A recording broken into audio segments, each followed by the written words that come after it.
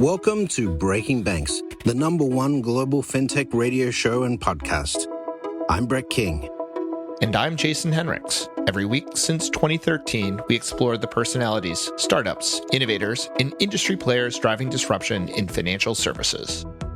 From incumbents to unicorns, and from cutting-edge technology to the people using it to help create a more innovative, inclusive, and healthy financial future. I'm JP Nichols, and this is Breaking Banks. This week, we feature a thought-provoking episode from our sister podcast, The Futurists, where host Brett King welcomes celebrated experimental astrophysicist Professor Brian Cox. An English physicist and musician, Professor Cox is widely known as the presenter of science programs, especially BBC Radio 4's The Infinite Monkey Cage and The Wonders Of series. He's also the author of popular science books, Why Does E Equals MC Squared and Why Should We Care? And The Quantum Universe. Professor Cox will be a keynote speaker at the Futurists X Summit in Dubai on September 22nd. In this episode, we dive into why our understanding of black holes and what it means for quantum information theory could change our fundamental understanding of the universe and usher in a new era of scientific advancement. Welcome to the Futurists. I'm your host, Brett King. This week, we have an amazing guest for you guys. Obviously, you've heard Robert and I talking about the fact that we are doing the Futurists X Summit in Dubai on September 22nd and 23rd. Thank you to our sponsors, MasterCard and Emirates MBD, Emirates Airlines, Blacklane, and others for supporting this event. But the key element that we really wanted to explore is how the future is going to unfold and what are some of the scientific and technological advances that might reshape society. Kicking off the Futurists X Summit as our opening keynote is Professor Brian Cox, an experimental astrophysicist out of the UK. I'm sure he needs no introduction. Brian, welcome to the Futurists. Pleasure to be with you. So, in these rapidly emerging fields, one of the things we've had in, some major advances on just in the last 15 to 20 years, since Carl Sagan posited things like the Drake equation and things like that, is that back 20 years ago, we didn't really know the extent of exoplanetary systems that were out there, and Hubble and JWST, the Chandra observation, platform, and so forth. These have really changed our perspective of, stellar systems and the amount of exoplanets that are out there. But could you sort of give us an update on, how JWST and these technologies have been unlocking our understanding of the universe? Absolutely. And as you say, if you go back, certainly pre-1990s, we had no evidence of planets beyond the solar system. I mean, we strongly suspected that other stars would have planetary systems, but we hadn't detected them. Now, it's several thousand. I can't remember what the number is now. I think it's over 5,000 planets have been detected directly. And also, as you said, the big new telescopes, JWST and so on, but also the big ground-based telescopes are sufficiently powerful that we can do spectroscopy, so we can analyze the atmospheres of those planets. Now, that's in its infancy, but once you have the power to look at the atmosphere of a planet, then you really do begin to be able to characterize it. And with reference to the Drake equation, as you said, one of the fundamental questions to which we don't have an answer is how common is life in the universe beyond Earth? We have no evidence of any life in the universe beyond Earth, but of course, we're looking very carefully, even in our own backyard on Mars. We have 2 missions currently in flight to Europa, which are really not quite biology-based missions, but trying to look at potential habitats in the Jovian system on Jupiter's icy moons. So, but at the moment, we don't know. So we don't know how common the origin of life might be, or life might be beyond Earth. If you detect an oxygen-rich atmosphere on an exoplanet, then I think virtually everybody would regard that as a smoking gun for photosynthesis. I I'm not aware of any geological processes that could produce a 20% oxygen atmosphere, for example, that is stable and long-lived at least. So it's an exciting time because for the first time, the speculation about exobiology, about life beyond Earth, is becoming a truly observational science, certainly beyond the solar system. I mean, I suppose you could argue in the 1970s, the Viking landers on Mars were, of course, exobiology focused, but didn't find anything. So we don't know at the moment. So I think that's extremely exciting. In terms of the Drake equation, and I had the great pleasure of meeting Frank Drake not long before he died. Actually. Oh, wow. And it was, I went to his house. It was just one of the most wonderful experiences. And we talked about the fact that when we first began to build radio telescopes, so he was there right at the start of observing the universe through radio waves. And he really thought that we would begin to hear conversations between civilizations. He thought they would be out there just based on statistics, really. There are so many planets and so many stars, and the Milky Way is so old that he just thought we'd start listening into conversations, we'd detect signals, and of course we haven't done. So although SETI is still, there's a lot of work being done by professional astronomers on SETI. At the moment, we have still what Frank Drake and others called the Great Silence, which is that we haven't detected any signals. And he said to me, that was a great surprise to him, but he didn't give up because he really felt that if you look at the Drake equation, put some plausible estimates in for the number of habitable worlds and so on, then there should be other civilizations in our galaxy currently, many of them, or several of them at least, far in advance of ours. But yet we haven't seen any evidence. And this is important because obviously you and me and others, you get involved. People are quite passionate about this issue, about the existence or otherwise of other civilizations in the galaxy. What we're talking about here is just pure science. Just put aside all guesswork, just observational science. What have we seen? And it remains the case that we've seen nothing. From microbes to civilizations, none. So that's certainly not to say that there is nothing out there. But at the moment, we haven't seen anything. And so to your initial question, the advent of these very powerful telescopes, both radio telescopes and optical telescopes, space-based telescopes, and so on, at all wavelengths, gives us the opportunity to probe the distant universe and the nearby universe much more carefully than we've done before. And it could be that we see evidence for an oxygen atmosphere. It could be that we find that there are microbes living in the oceans of Europa or in the next 10 years. It could be, but we don't know. We could find life is more common than we expect, right? With some of these missions that are emerging. We don't know. I mean, I would say we don't know what to expect. I mean, the two pieces of evidence I tend to think about are, firstly, we know about the evolution of life on Earth, and we know something about the origin of life on Earth in that we have good evidence it was present around 3.5 to 4 billion years ago, somewhere in there, maybe 3.8 billion years or so. That's interesting because the Earth is 4.5 billion years old. So we do have the evidence from this planet and what we observed that life began pretty quickly pretty soon after the planet had formed and cooled down and the oceans had formed on its surface. So that might suggest that whatever the origin of life is, whatever the processes are that lead to something that you would call life, then there's a reasonable probability that given the right conditions, that might happen quickly. But there's one observation, though, so you have to be careful. But that is an observation.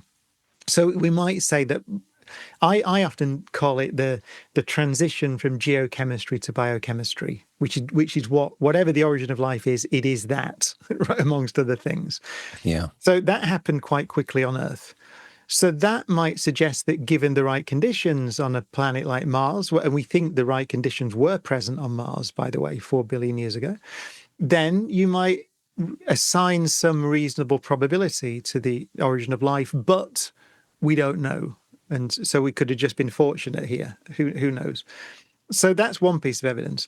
The other piece of evidence is that it's the Fermi paradox, or whatever you want to call it, right? Which is that, Right. as far as we can tell, we haven't observed very carefully, we haven't observed very deeply into the universe, we haven't observed for very long. But as far as we can tell, we don't see any evidence of advanced civilizations out there, or advanced civilizations with powers or technology in excess of our own, notwithstanding what a load of people below this podcast will say, right? In the comments. Or what Avi Loeb might say, about super mega structures and stuff in space. Well, right? exactly. I mean, but what I will say is that it's a scientific question. It's a question. We do have the power to look, and we should look, and there's no reason to rule out the existence of other civilizations. As far as we know, from a biological perspective, obviously it is possible for them to emerge because we have this example here on Earth. So there's no reason why we shouldn't look. I mean, if you mentioned Carl Sagan earlier, you go back to Carl Sagan's time, and I think SETI was frowned upon. It was rather niche, and Carl Sagan, Frank Drake, and others were pioneers in that area. I don't think it's now considered niche or something not to be done. The radio telescopes spend a bit of their time looking. There's a friend of mine, Chris Lintott, who is at Oxford University, has a platform called Zooniverse, which is a wonderful platform, which I recommend everyone goes to. Citizen science platform, primarily focused on astronomy. And there are projects to look at we're now able to look for things like Dyson spheres around distant stars, evidence stars that dim and brighten again, and maybe look for patterns in the way that stars behave and so on. So we do have increasing amounts of data that will allow us to search. At the Vera Rubin Observatory, which has had first light recently, it's got this tremendous petabytes of data coming out of those surveys. So it's very legitimate to look and ask these questions. Or what I would say, though, is that we haven't seen any evidence yet. So let's get a bit more futuristic in respect to this, the telescope capabilities. Obviously, fairly recently we're able to photograph the first black hole. We have spaceborne telescopes that are doing amazing things right now. But if you extend this out 20 or 30 years, what sort of improvement would you expect in our ability to scan the universe and determine, answers to some of these questions? Well, there are some projects, as you said, some of them, the JWST, are just beginning to get going, for example. Vera Rubin as well is just beginning to deliver data. So it's an exciting time. In terms of future projects, the things I really want to see, I would like to see LISA, which is the Gravitational Wave Observatory, in orbit. So the LIGO and Virgo, those observatories have been absolutely transformative in detecting gravitational waves from very violent collisions between black holes, neutron stars, and so on. So that capability is demonstrated to work and is tremendously exciting. So it would be wonderful to have an orbiting gravitational wave observatory. I would prioritize that amongst virtually everything else, or above almost anything else. If I was in charge of global science funding, I'd do that. I think observations of the cosmic microwave background, I would love to see much more detailed observations, because that really is our window onto the early universe, potentially looking at inflation, for example, which is the theory. It still remains a theory. It's the most popular theory of how structure came to be embedded in the universe in the first place. So the idea is that before the hot Big Bang, so before the universe was hot and dense, then it was expanding extremely quickly in this period called inflation. And essentially quantum mechanical fluctuations during that time were magnified and essentially have become frozen into the universe as the cosmic web, as structures, the structures and the patterns of the galaxies can be traced back to quantum mechanical fluctuations in a time before the Big Bang, if you like to be poetic about it. And So that the way that we try to observe, to find observational consequences of those theories, is really to look at the cosmic microwave background radiation. So I'd love to see more of that. And then the third one, if I'm allowed a third one, would be the search for life beyond Earth.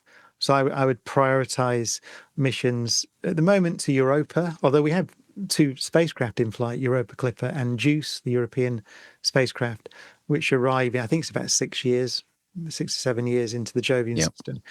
If our suspicions about Europa, if our picture of Europa stacks up, then I would like to see dedicated biology missions to Europa.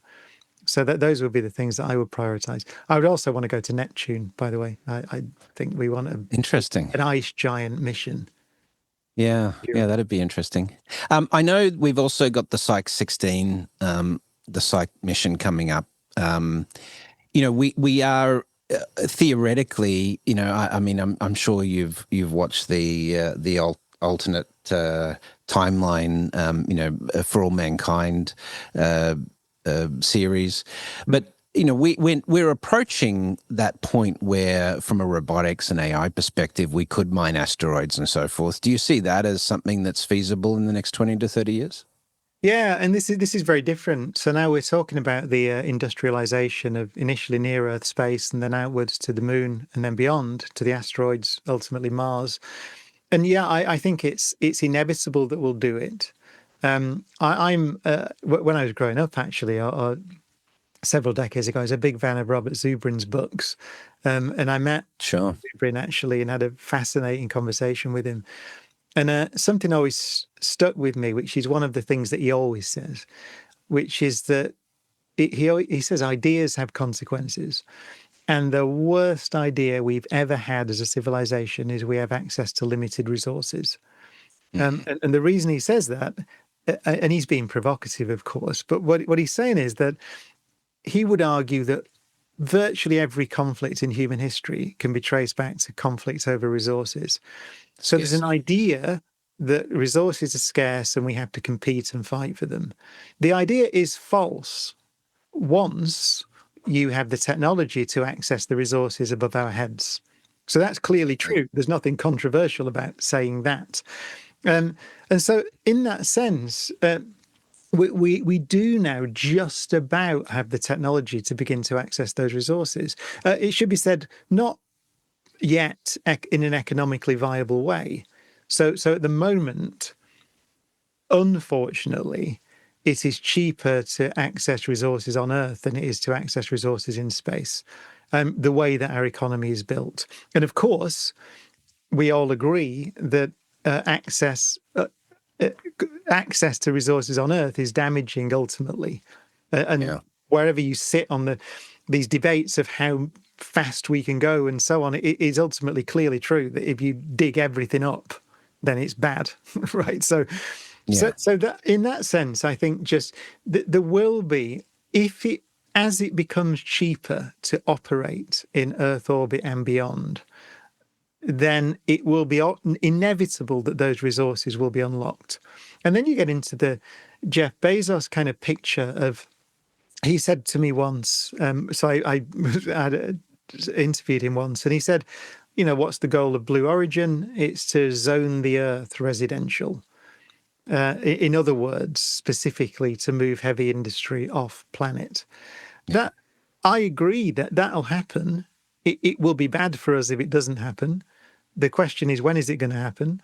And I think with the advent of reusable rockets, both Blue Origin and SpaceX, and also, of course, in China, we're going to see them developed as well pretty soon, then I think this becomes reality and not science fiction. So, and then you just have to look at the resources that are there. I mean, there are single near-Earth asteroids that have pretty much the metal content of the Earth. So it's kind of obvious. And of course, I mean, it does raise the question of what's going to happen with capitalism if we can do that, because if you've got if resources, the cost of resources like gold and platinum and silver and and so forth go down to zero because they're so abundant, economic models, like Psyche, I think is 100,000 years of the current GDP in terms of the value of the resources on that single asteroid. So, like we would need new economic language to think about this sort of level of abundance. But I think, AI and compute power may get us there anyway, right? Well, yeah, but also, I mean, you're talking about gold. It's kind of, yeah, you're right. If you find a lot of gold on an asteroid, but gold is not useless, but it's not, we're talking about things, I think, things that allow you to build more stuff, so you're talking about expanding the economy. And as you expand the economy beyond Earth, you need access to more resources to expand that economy. So I suppose the relative value of things changes. But what is clear is that, and everybody I think would agree with this, we're approaching a limit in terms of the expansion of our civilization and therefore the well-being of as citizens. We're approaching a limit where we'll begin to damage our habitat faster than we can. It will be an ultimate limit on how we can grow our civilization and essentially make people's lives better.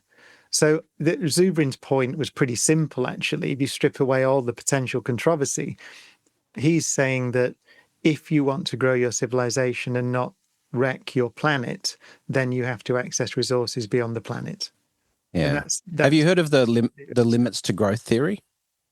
The Club of Rome in the 1970s, limits to growth. So it was a study done in 1975, I think, by the Club of Rome and MIT, and they worked out that we would hit that point around 2040. And then in 2020, Volkswagen and EY wanted to check if the figures still hold up, and they found it was the case, because as you get that automation of industry and you get that exponential increase, the ability to use resources on the earth increases and you get to that breaking point.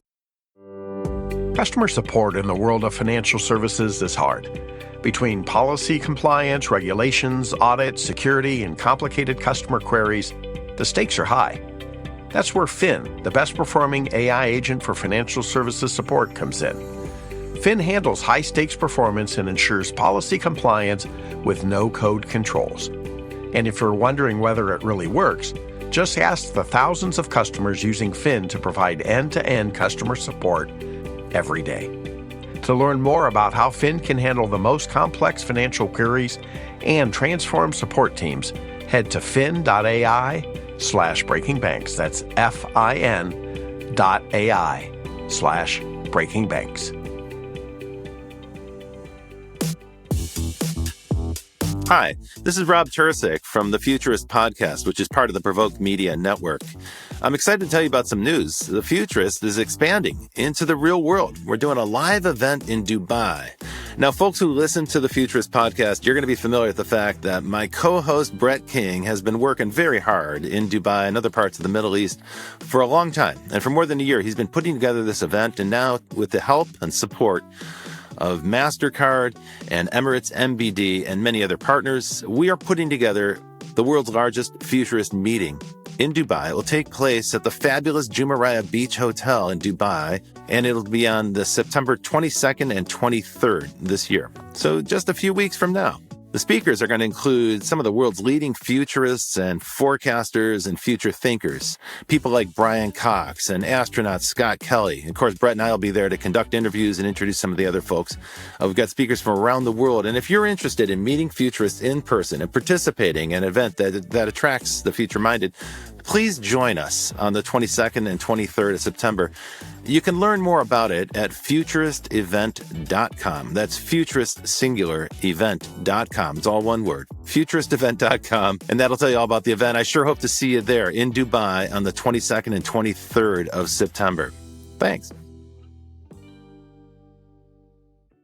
All right, so let's jump into a little bit of what you're going to be talking about at the summit, and tell me about how you see us getting from here to there in terms of these sort of macro changes. How does that affect policy? What sort of new scientific thinking and approaches experimentally and otherwise might be necessary to help humans adapt to the rate of change that seems to be, as Diamandis and others talked about, Ray Kurzweil and others, of that sort of exponential increase in the rate of change. It's pretty disruptive to society itself. It's a tremendous, that question is quite complicated that you asked. Yeah. Sorry. but if anyone can handle complicated questions, Brian, What I'm going to talk about, there's a couple of things. Just one comment on something you said in the middle there, which is about the challenges, the regulatory challenges, geopolitical challenges that we'll face.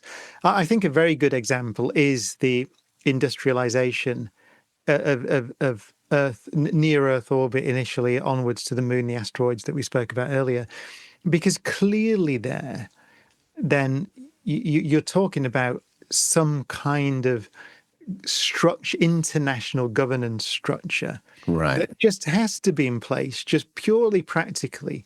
So whatever your politics and however you view the interaction between the nation state and international organizations and all that stuff, it's just clear that when you're talking about space, then how do you do air traffic control, for example? I mean, I'm sat in the UK now, so that there are some things that are space station satellites, they'll be above me unless they're geostationary. They'll be above me for like 15 or 20 minutes, and then they'll be in somebody else's airspace. So clearly, you need international agreements in order to function in space.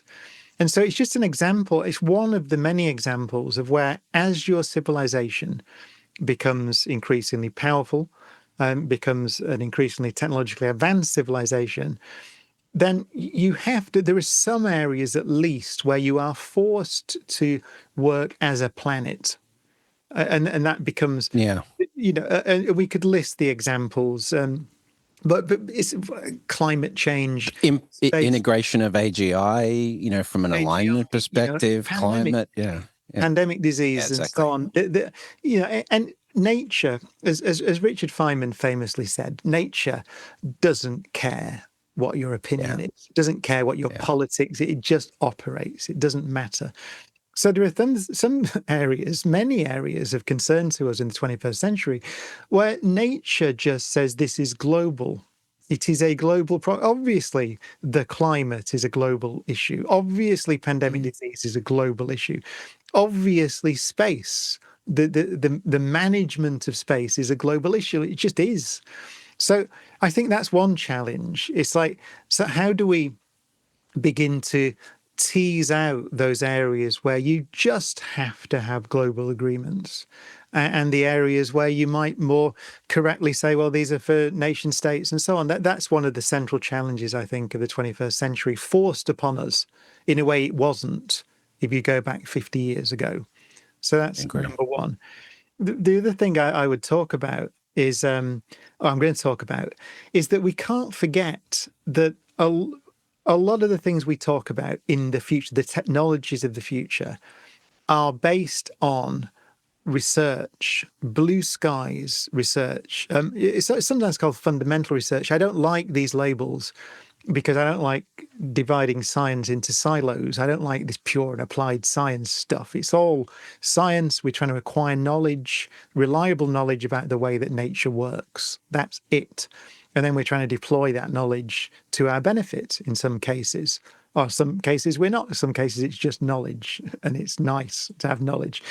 But so we can't forget in our economies, and governments can't forget, that the foundation on which the technologies and our economy of the future rests is essentially curiosity-driven understanding of nature.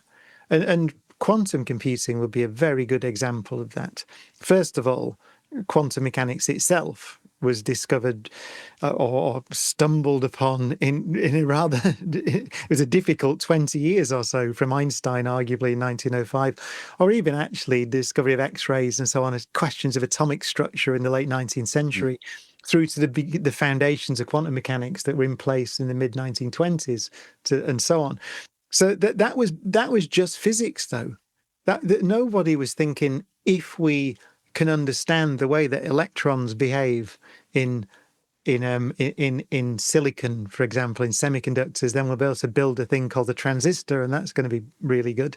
No one was thinking that, and time and again, I would say virtually probably everything that we take for granted now was discovered by someone just being curious for the sake of curiosity at some point in the past. And so you can't try, and I firmly believe this, you can't even try to direct research funding, both private and public, only into areas that you think will be productive economically. Right. Because we're not clever enough. Nobody knows. We don't know what we don't know, right? The unknown unknowns, transform. And the one thing I'll talk about, because it crosses over with the bit of research that I do, is into black holes. So black holes, back in the 1970s, Stephen Hawking famously calculated that they glow, they emit Hawking radiation. So they radiate. One way of picturing it is they shake particles out of the vacuum is a way to think, or disrupt the vacuum in the vicinity of the event horizon. It's very, it's just physics. It's applying quantum mechanics, trying to merge it together with general relativity and so on. So blue sky stuff. In that research, directly from that research, a very well posed question emerged, which is, do black holes destroy information?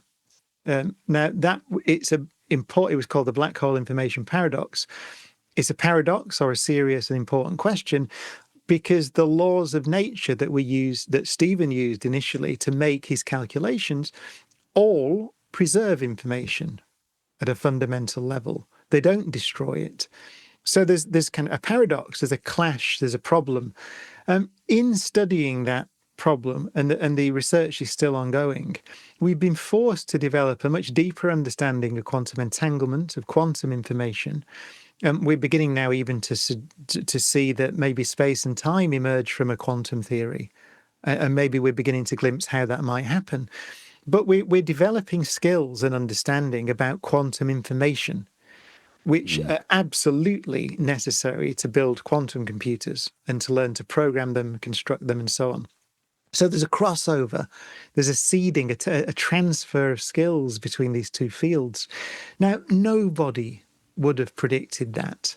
So in the 70s, quantum computers, I mean, really, it's often said that Feynman's essay, the very famous essay in the 80s, was the first kind of idea that maybe quantum computers were a good idea. Maybe people thought of it before that, but certainly in the 70s, nobody was thinking about quantum computers as real devices that would be built and, I think, deployed. Now, of course, we're all talking about the potential power of quantum computing. It's interesting to me, and really instructive, that a lot of the skills and the knowledge that you need is coming from the study of black holes. Not all of it, but some of it. They're all interlinked because nature is fundamentally quantum mechanical. And so when you try to learn about nature, and particularly in extreme conditions like collapsed stars, then questions are posed, and in trying to solve those questions, you learn stuff. And it turns out that stuff is often useful. And it's a key message, because it's so easy, particularly when your economy is under pressure and so on. And, we've got all sorts of problems with funding universities across the world and how they function in our societies. But ultimately, it has to be remembered that those research institutions and the education that they provide for people in them is absolutely fundamentally necessary for our progress. Agree. Well, listen, I want to wrap up. So let's finish on this note. What makes you positive about this future with all of these changes in terms of, if you were to look forward to the year 2050, what do you think the world might be like today in terms of science, or then rather in terms of scientific advances that make you, upbeat about the future? Well, if we make it intact to 2050, then the future is extremely. Because that is the question, I would say, because it is true, as you say, that our ability to understand nature and deploy that understanding is seems to me increasing, if not exponentially, then extremely rapidly. So that the potential of AI, the potential of quantum computing, the potential of beginning to move outwards beyond Earth into the asteroids and beyond is so great that I think once we get there, once we begin to harness that, let's call it power, but it's purely positive use of the word. If we can get there and begin to harness that, I think we do have a future as essentially a multiplanetary and ultimately interstellar civilization. We pretty much Kardashev scale. Become immortal as a civilization once we have if we can get over the problems that these technologies are posing us, and it's political ultimately. It is partly political, but they're questions about how you govern a planet. And all these technologies, to me, raise the challenge because they're powerful technologies that do not respect borders or geopolitical groupings and so on, just by their very nature. So I think, to me, if there's any pessimism, it's that our technological and intellectual and creative abilities are running ahead of our political abilities. I think that's my worry. If we can solve that, if we can get the politics to the level of the science and the technology, then we have the brightest of futures. It's going to be unimaginable. If you go to 2100 and we've solved those problems, then we will be on Mars. We will be in the asteroids. We'll be thinking about the first missions to Alpha Centauri and beyond.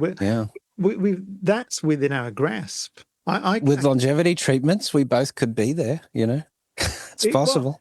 Longevity, life as well. Yeah, exactly. So I think it's tremendously exciting, the position that we're in now, but it's tremendously challenging.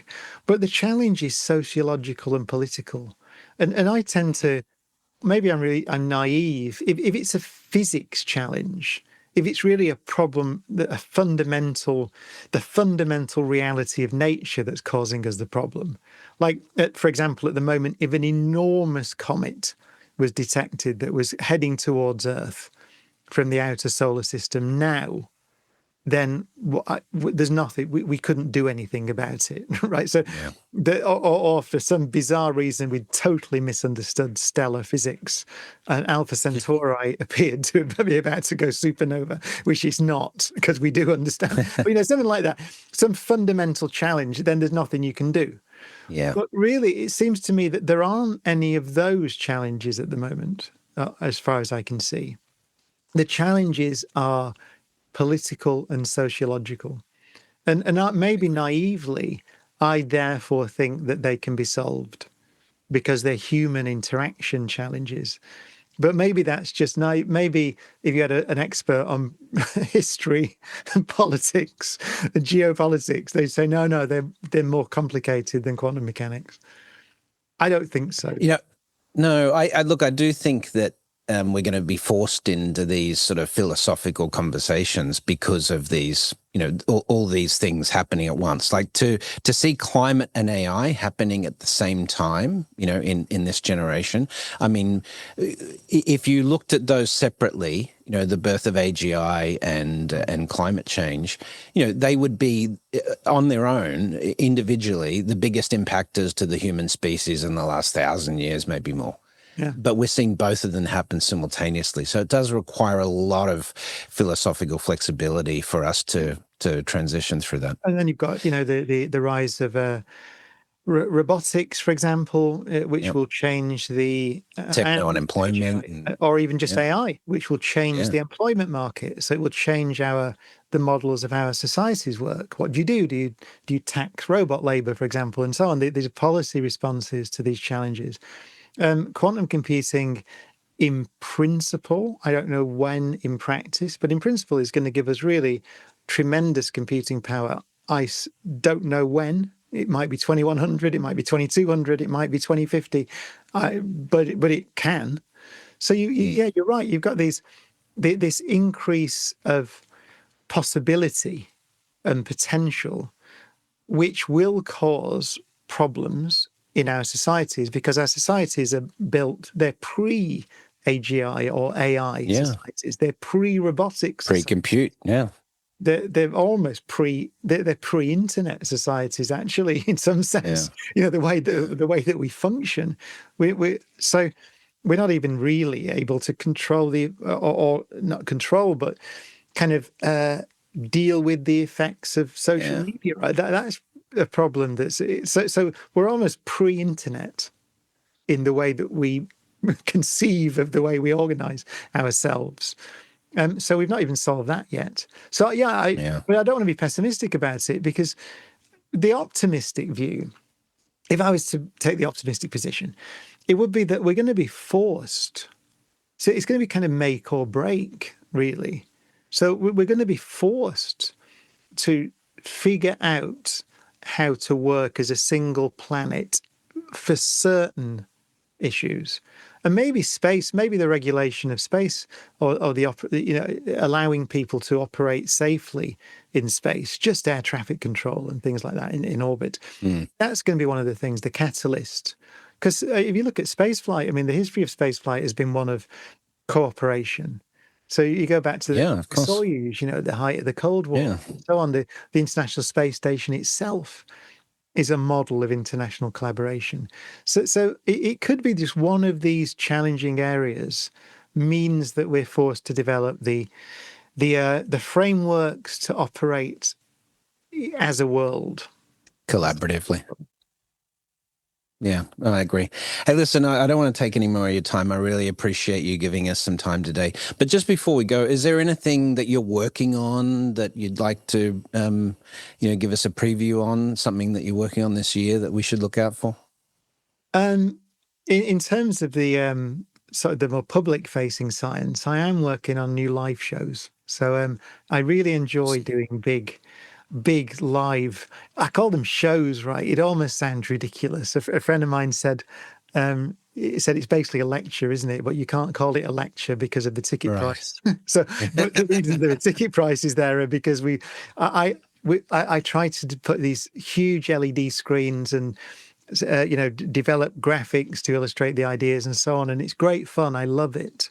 And I've managed to have the opportunity to do that. So I like doing science communication or talking about science at scale. It's just fun because I like the technology as well. I like the fact if I can have a 30 meter by 15 meter LED screen, then that's cool. It's fun, So I'm doing that at the moment on the public facing side, and on the science side, I've been involved a little bit in some work into black holes, which I'm still continuing. Fantastic. Well, Brian Cox, thanks for your time on The Futurist today, and we look forward to seeing you at the summit on September 22nd. Thank you very much. That's a wrap, guys. You're listening to The Futurists, and as you know, our sign-off is always, we'll see you next week. We'll see you in the future. That's it for another week of the world's #1 fintech podcast and radio show, Breaking Banks. This episode was produced by our US-based production team, including producer Elizabeth Severance, audio engineer Kevin Hersham. If you like this episode, don't forget to tweet it out or post it on your favorite social media, or leave us a 5-star review on iTunes, Google Podcasts, Facebook, or wherever it is that you listen to our show. Those actions help other people find our podcast, and in return, that helps us build an audience that can be supported by sponsorship so we can continue to provide you with our award-winning content every week. Thanks again for joining us. We'll see you on Breaking Banks next week.